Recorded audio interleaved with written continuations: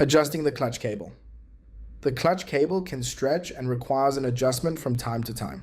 An unadjusted clutch cable displays very similarly to an unadjusted secondary clutch. It can cause clutch slippage and force you to depress the clutch lever much harder in order to get the mower driving forwards. Step 1.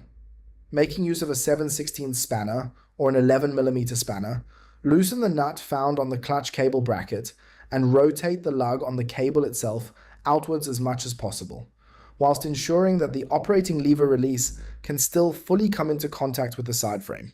Overly adjusting the cable will cause the operating lever release to move off the side frame, permanently engaging the secondary clutch, which will cause the mower to drive without the clutch lever being activated.